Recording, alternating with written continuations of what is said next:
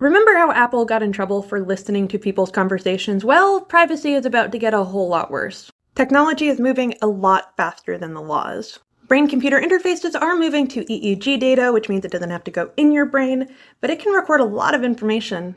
There's a flood of low-cost EEGs that can be combined with virtual reality, so it can listen to your thoughts and have a more immersive experience. The only problem is you don't own it. If you have a thought while using one of these devices, companies can extract it, use it, and copyright it. There's no protections for you. We could very easily end up in a situation where you see advertisements that are directly tailored to your wants because your brain told a company in advance.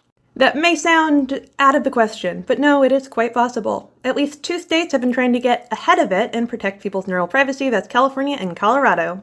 Right now, EEG data can be used to record thoughts. They can decipher someone's internal monologue and listen, or it can figure out what images you're thinking of, or even record your dreams.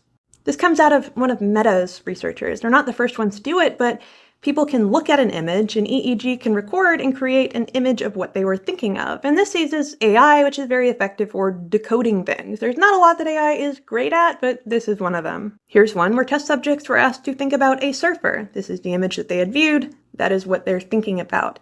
And this is just the beginning. This is nascent technology. It's going to get a lot better. As of right now, if you have an idea, there's nothing protecting a company from stealing it. As headsets become incorporated into more things, this is going to become part of our everyday life. And I covered a company that wants to have EEG headsets attached to employees for airports to make sure that they're, not getting overstressed. Certainly, they wouldn't sell that data to advertisers. Yeah, they would. And that's exactly what we've seen. That's a big concern about phones listening to you, because that data is valuable to advertisers. They want to know what you're thinking and how they can monetize it. With the new wave of people wearing biometric watches, which I have myself because I love data, there's nothing that prevents it from being sold. As for companies that record this data so that they can help you improve your health, when that company goes out of business, there's also very little protecting that company from selling your data off to somebody else who might want it, like, say, insurers. Even though you have an agreement with the company that's collecting your data right now, there's not a lot protecting you when they go out of business and need to recoup their losses. The great example would be 23andMe. Yes, they went out of business and they want to do something to recoup their losses so they can sell people's genetic data.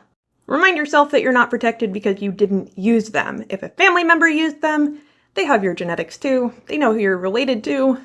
We've also seen that being used in law enforcement.